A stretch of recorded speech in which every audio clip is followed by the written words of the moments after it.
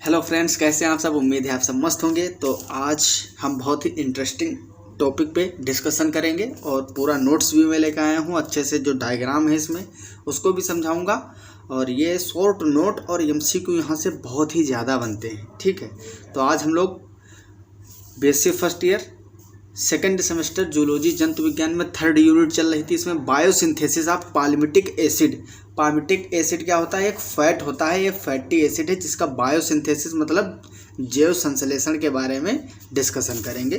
ठीक है, तो आपको दिखा दूं मैं। इसमें जो है आपका पाल्मिटिक एसिड के बारे में लिखा हुआ है, फिर इसका जो बायोसिंथेसिस का प्रोसेस होता है, डिफिनेशन होता है, इसको बताएंगे आपको।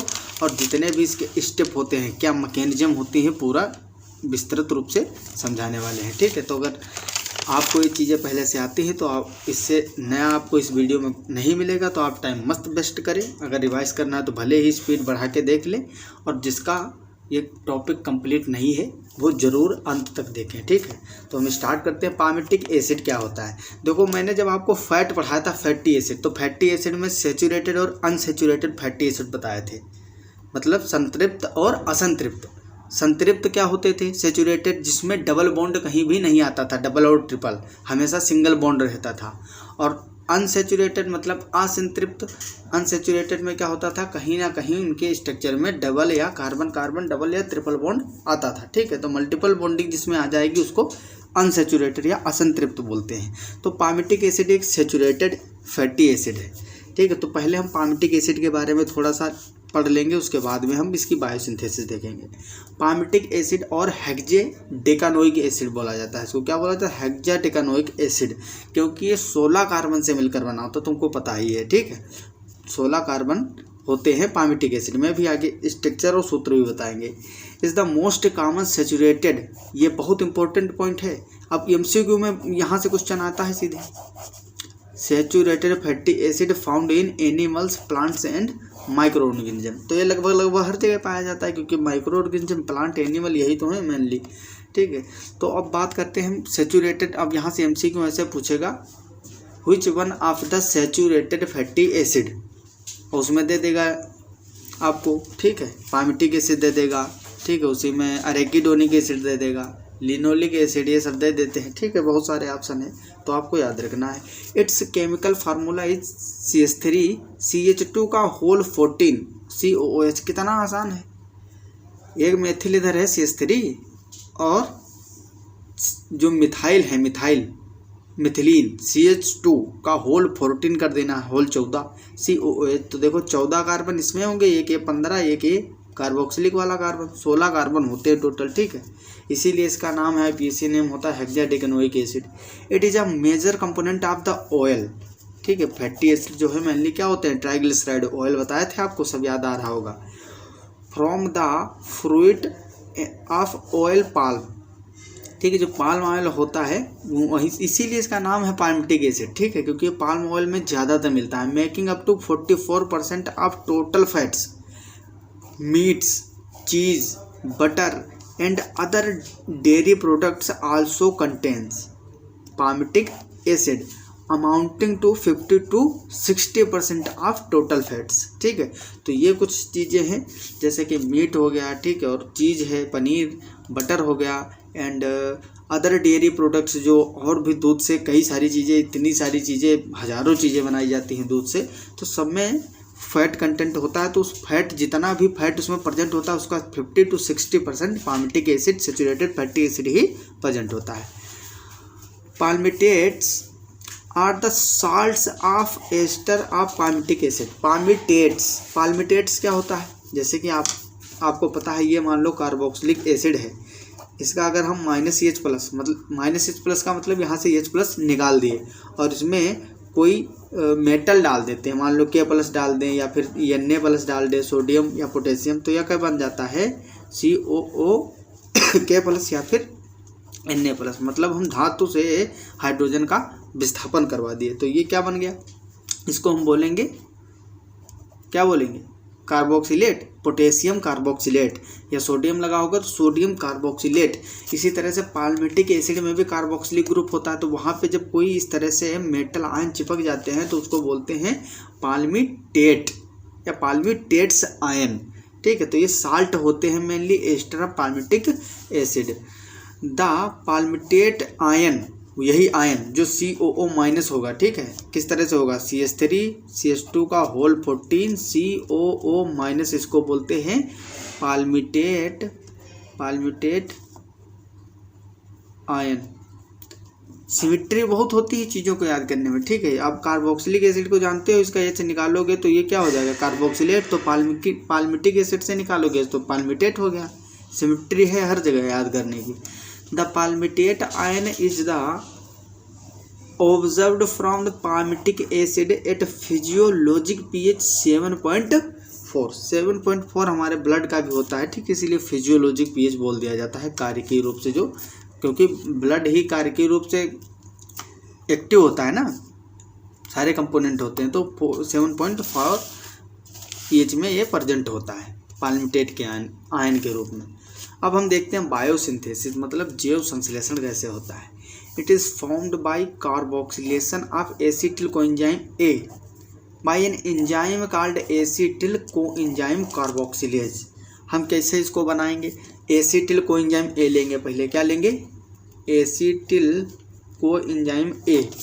अब इसका कार्बोक्सिलेशन करवाएंगे bye the action of enzyme acetyl coenzyme carboxylase. अब ये जो एंजाइम है ये बहुत इंपॉर्टेंट है, इसका नाम याद रखना है क्योंकि MCQ में भी इसको पूछेगा। एसिटिल कोएंजाइम A कार्बोक्सिलेज जो होता है ये क्या करता है, इसको पहली बात तो ATP की रिक्वायर होती है और ये कोफैक्टर के जैसे बायोटीन को यूज करता है। किसको, बायोटीन। बायोटीन क्या है, विटामिन है, ठीक है, विटामिन B8 का नाम होता है बायोटीन, ठीक है। तो ये कोफैक्टर, अब मैंने आपको बताया था जितने भी एंजाइम होते हैं किसी न किसी को एंजाइम या कोफैक्टर को यूज करते हैं। जैसे कोफैक्टर में कई सारे आते हैं, कोफैक्टर में को एंजाइम होते हैं और प्रोस्थेटिक ग्रुप मैंने बताया था और मेटल आयन। तो उसी तरह से ये जो है एसिटिल कोएंजाइम A कार्बोक्सिलेज ये बायोटीन को यूज करता है। देखो नीचे लिखी line, this enzyme is a ATP dependent, ठीक है, इसको ATP चाहिए काम करने के लिए एंड रिक्वायर्स बायोटीन। क्या रिक्वायर होता है इसको, biotin as a cofactor.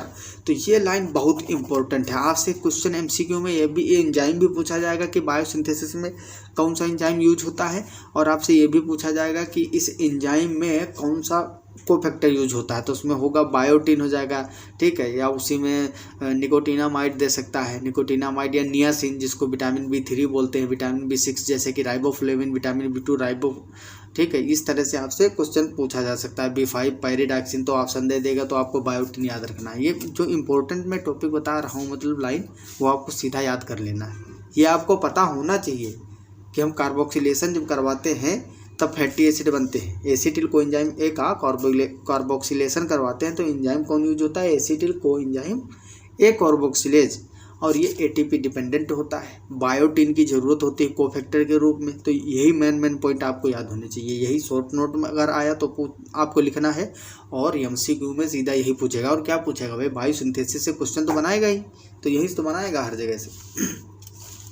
Reaction which are catalysed by fatty acid synthesis complex to form long chain fatty acid called palmitic acid और पाल्मिटेट, ठीक है। तो हम लगभग वही 16 कार्बन वाला बनाना है, तो अभी आपको बताएंगे कितने राउंड हम कराएंगे इस रिएक्शन की, तो बन जाएगा अपने आप। दूसरे शब्दों में हम क्या लिख सकते हैं, इन biochemistry fatty acid synthesis is the creation of fatty acid from acetyl coenzyme A। तो एक प्रकार का क्या है, क्रिएशन ही तो है फैटी एसिड को। हम फैटी एसिड को एसिटिल कोएंजाइम A से क्रिएट कर रहे हैं, बना रहे हैं। And NADPH through the action of enzymes called fatty acid synthesis. मतलब NADPH यूज करके या ATP यूज करके जब हम एसिटिल कोएंजाइम A से कोई फैटी एसिड सिंथेसिस करेंगे तो उसी को बोलते हैं फैटी एसिड बायोसिंथेसिस, ठीक है, according to biochemistry. This process takes place in the cytoplasm of the cell. ये बहुत इंपॉर्टेंट है, ये यहाँ से तो क्वेश्चन एक पक्का मिलेगा आपको। जितनी भी रिएक्शन अभी तक पढ़ाएं, ग्लाइकोलिसिस कहाँ होता है, साइटोप्लाज्म में पाया जाता है, ठीक है, और क्रेब्स साइकिल कहाँ होता है, माइटोकॉन्ड्रिया में होता है। तो ये चीज़ें आपको पता होनी चाहिए, प्लेस जो है इसका, जगह जो है जहाँ पे हो रही रिएक्शन, ठीक है। तो बायोसिंथेसिस जो फैटी एसिड की होगी वो कहाँ होगी, cytoplasm of the cell. Most of the acetyl coenzyme A which is converted into fatty acids is derive from carbohydrate. ठीक है, मतलब जो कार्बोहाइड्रेट से कोएंजाइम ए बनते हैं, एसिटिल कोएंजाइम ए मेनली कहाँ यूज हो जाते हैं, फैटी एसिड में। ठीक है, अब कहोगे तुम कार्बोहाइड्रेट से कैसे बनते हैं, तो इससे पहले के लेक्चर पूरे देख के आओ। ठीक है, जब हम ग्लाइकोलिसिस करवाए थे, ग्लाइकोलिसिस से बना था पायरुविक एसिड, फिर पायरुविक एसिड से क्या बनाए थे, एसिटिल कोएंजाइम ए। तो बना नहीं, ग्लूकोज क्या है, कार्बोहाइड्रेट ही तो है। अरे इधर देखो, ये था ग्लूकोज, इसकी हम क्या कराते थे, ग्लाइकोलिसिस, इससे बनते थे 2 पायरुवेट। ठीक है, या पायरुविक एसिड, इसकी हम रिएक्शन फिर फर्दर कराते थे तो बनता था एसिटिल कोएंजाइम ए। अब इसी के तो हम कराते थे क्या, क्रेब्स साइकिल कराते थे ना। हाँ, तो एसिटिल कोएंजाइम ए मेनली जो फैट सिंथेसिस के लिए एसिटिल कोएंजाइम ए हमारी बॉडी में प्रेजेंट होते हैं, यूज होते हैं, वो कहाँ से आते हैं, derive from carbohydrates. When only 2 fatty acids combine with glycerol and the third glycerol. अब मतलब देखो, फैटी एसिड जो हैं इसमें कई प्रकार के हो सकते हैं, फास्फोलिपिड भी हो सकते हैं ना। तो इसमें क्या होगा, आपको ग्लिसरॉल का स्ट्रक्चर यार इसीलिए मैंने सारी चीज़ें बहुत डिटेल में आप लोगों को बताई थी स्टार्टिंग में। स्टार्टिंग के लेक्चर जो हल्के मिलेगा वो गया काम से, उसको कुछ नहीं समझ में आएगा। और जो अच्छे से पढ़ा होगा ना, अरे भाई साहब कुछ नहीं करना, उसको बुक पढ़ेगा अपने आप समझ में आएगा। इतना डिटेल में मैंने चीज़ें बताई। ये ग्लिसरॉल कई बार बताया है मैंने, किस तरह से इसमें फास्फेट बॉन्डिंग होती थी, किस तरह से इसमें फैटी एसिड जुड़ता था। तो इसमें लिखा क्या है, when only 2 fatty acids combine with glycerol, मतलब ग्लिसरॉल के, अब देखो फैटी एसिड में COOH होता है, COOH। कोई भी फैटी एसिड हो, कार्बोक्सिलिक ग्रुप तो उसमें होगा ही ना। फैटी एसिड क्या होता है आखिर, RCOOH, यही फैटी एसिड है, RCOOH। अब ये R कुछ भी हो सकता है, उसी के अनुसार बदलते रहते हैं। तो जो फैटी एसिड उसमें COOH जरूर होगा। तो COOH मतलब यहाँ से OH, यहाँ से H, इस तरह से हम वाटर निकाल देंगे। तो एक यहाँ भी बाइंडिंग होगी, एक यहाँ होगी, लेकिन एक में नहीं होगी, एक में फैटी एसिड नहीं, एक में फास्फेट जुड़ेगा। तो वो जो लिपिड बन जाएगा उसका जो फॉर्मेशन होगा तो क्या बन जाएगा, यहाँ पे बन जाएगा फास्फोलिपिड, क्योंकि उसमें फास्फेट प्रेजेंट होगा। वही लिखा है, one only 2 fatty acids combine with glycerol and the third alcohol group, जो थर्ड वाला एल्कोहल ग्रुप है, is phosphorylated with a group such as phosphatidylcholine. Phosphatidylcholine मैंने बताया था आपको, वही है। ठीक है, बन गया। अब फास्फोलिपिड इज फॉर्म। ठीक है, तो यहाँ से फास्फोलिपिड बन जाएगा। अब फास्फोलिपिड के थोड़ा सा फंक्शन के बारे में लिखा है, फिर आपको बायोसिंथेसिस की रिएक्शन बता दें। Phospholipids form the bulk of the lipid bilayers that make up cell membrane. तो आपको पता है फास्फोलिपिड जो है सेल मेम्ब्रेन बनाने में हेल्प करते हैं, उन्हीं की बनी होती है। And surrounds the organelles within the cells such as the cell nucleus, mitochondria, endoplasmic reticulum और गोल्गी एपैरेटस। अब ये कुछ रिएक्शन है। ठीक है, तो हम पहले कार्बोक्सिलेशन करवा रहे हैं ना, किसका, एसिटिल कोएंजाइम ए बोलो या एसिटिल CAP बोलेंगे हम। ठीक है, ये प्राइमर के जैसे यूज होगा। और इधर मैनोलिन को हम मैलोनिल ACP यूज करेंगे। अब अलग अलग प्रकार के फैटी एसिड को सिंथेसिस करने के लिए यहाँ पे अलग अलग हो सकता है, लेकिन ये जो है प्राइमर एसिटिल कोएंजाइम ये या एसिटिल ACP, ये हमेशा यही रहेगा। ठीक है, यहाँ पे हम मैलोनिल लिए क्योंकि हमको बनाना है पाल्मिटिक एसिड। अब इसकी रिएक्शन कराएंगे by the action of enzyme beta keto acyl ACP synthetase, beta keto acyl ACP synthetase. यहाँ से कार्बन डाइऑक्साइड बाहर निकलेगी, ACPSH, यहाँ से जो सल्फर था ना ये हाइड्रोजन के साथ में निकल गया। ये बना क्या, 3 ऑक्सोब्यूटेनोएट, ब्यूटेनोएट, 1 2 3 4 कार्बन है, इसमें क्या है, ओइक लगता है ना, ओइक एसिड लगता है कार्बोक्सिलिक के लिए, इसीलिए लिखा है 3 ऑक्सोब्यूटेनोएट। 1 2 3, 3 पे कीटोन आ रहा है तो ये 4 है। तो कीटोन के लिए जब हम IPAC नेमिंग लिखते हैं तो उसमें ऑक्सो लगाते हैं। अगर 12th 11th में पढ़े होंगे तो पता होगा आपको। तो यहाँ पे ऑक्सो लगाएंगे ना, तो 3 ऑक्सोब्यूटेनोएट। अब इसमें क्या है, NADPH यूज हो रहा है और वो NADP में कन्वर्ट हो रहा है, मतलब एक फॉस्फेट इसमें जुड़ जाएगा, समझ रहे हो। एंजाइम काम करेगा beta keto acyl ACP reductase. Reductase मतलब यहाँ रिडक्शन हो रहा है, H जुड़ रहा है ना, हाइड्रोजन इसमें जोड़ा जा रहा है, ये जो OH है ये OH में कन्वर्ट हो जा रहा है, देखो ना हाइड्रोजन जोड़ा जा रहा है, मतलब क्या हो रहा है, रिडक्शन हो रहा है। अब क्या बन गया, अब बन गया 3 हाइड्रोक्सी ब्यूटेनोएट, मतलब 1 2 3 4, समझते चलो चीज़ें। देखो थर्ड पे हाइड्रोक्सी लग गया है, तो वही जो थर्ड पे ऑक्सो ग्रुप था वहीं पे हाइड्रोक्सी हो गया, क्योंकि रिडक्शन करवा दिया आप, तो बन गया 3 हाइड्रोक्सी ब्यूटेनोएट। अब इस पे एंजाइम का एक्शन होगा beta hydroxy acyl ACP dehydrase, beta hydroxy acyl ACP dehydrase. यहाँ से 1 मोल वाटर का निकलेगा, कहाँ से निकलेगा, एक हाइड्रोजन यहाँ से निकलेगा, ये क्या है CH2, यहाँ पे क्या है CH2। तुम ऐसे दिखा दो इसको, यहाँ पे बॉन्ड है सिंगल, ठीक है, इस कार्बन से एक ऊपर H लगा है, एक नीचे लगा है, तो यहाँ से ऊपर वाला जो हाइड्रोजन और एडजेसेंट कार्बन का हाइड्रोक्सी और हाइड्रोजन जो ग्रुप है ये क्या होगा, यहाँ से वाटर रिमूव हो जाएगा आपका, ठीक है, तो ये डबल बॉन्ड फॉर्म हो जाएगा, यहाँ से OH यहाँ से H निकलेगा, तो बीच में डबल बॉन्ड फॉर्म हो जाएगा, बैलेंसी तो सेटिस्फाई करनी पड़ेगी। अब क्या बन गया, अब देखो अब बन गया ट्रांस 2 ब्यूटेनोएट। इस पर फिर से एक बार रिडक्शन करवाएंगे, कहाँ पे रिडक्शन करवाएंगे, यही जो डबल बॉन्ड है इसका फिर से रिडक्शन करवाएंगे। अब यहाँ पे H दोनों पे लगाएंगे, तो अब यहाँ पे एंजाइम काम करेगा इनोइल ACP रिडक्टेज क्योंकि रिडक्शन हो रहा है, और रिडक्शन जहाँ होगा तहाँ पे यूज होगा NADPH2 और कन्वर्ट हो जाएगा NADP प्लस में, यहाँ बनेगा CH3 CH2 CH2 CO C double bond O, इस ACP मतलब ब्यूटेनोएट बन गया, 1 2 3 4, ये क्या बन गया ब्यूटेनोएट, ये क्या है 4 कार्बन के लिए ब्यूट और ब्यूटेनोएट बन गया। अब यहाँ 6 मेलोनिल ACP से अगर रिएक्शन करा दो तुम, तो ये 16 कार्बन वाला ACP बन जाएगा, 16 कार्बन वाला ACP बन जाएगा, ठीक है, क्योंकि जब 6 मेलोनिल ACP की रिएक्शन कराओगे, देखो एक ये मेलोनिल ACP है, ठीक है, इसकी रिएक्शन जब कराओगे तो यहाँ से 2 कार्बन केवल जोड़ता है, तो जब तुम 6 की करवाओगे तो 6 दूनी 12 कार्बन जोड़ेगा, कितने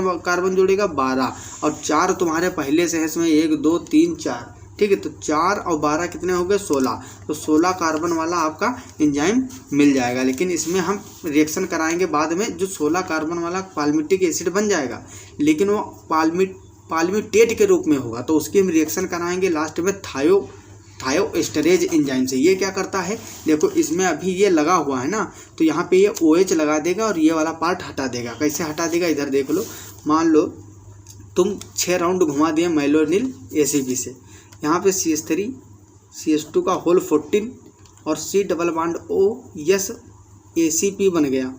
अब तुमको ये है पाल्मिटेट, ठीक है, पाल्मिटेट। अब यहाँ पे जब थायोएस्टरेज एंजाइम यूज करोगे तो क्या होगा, वो OH और H वाटर के साथ, ये जो एंजाइम होता है थायोएस्टरेज, इसको रिक्वायर होती है वाटर के साथ में रिएक्शन करेगा, तो वाटर को ये H प्लस और OH माइनस आयन में तोड़ देगा, और यहाँ से क्या होगा, ये जो पार्ट है ये H के साथ जुड़ जाएगा और OH यहाँ जुड़ जाएगा, तो बनेगा क्या CH3 CH2 का होल 14 और C डबल बॉन्ड O, और इससे क्या जुड़ गया OH, इस वाले से क्या जुड़ गया OH, तो यहाँ पे तुम्हारा बन जाएगा पाल्मिटिक एसिड, ठीक है। तो इस तरह से इसकी बायोसिंथेसिस होती है। कई सारे मेथड हैं फैटी एसिड के सिंथेसिस की, और ये आपको बहुत ही आसान थे, मतलब आराम से आप समझ भी गए होंगे, सारे डाउट क्लियर हो गए होंगे। अगर कोई दिक्कत है तो आप कमेंट बॉक्स में पूछ सकते हैं, टेलीग्राम पे भी पूछ सकते हैं।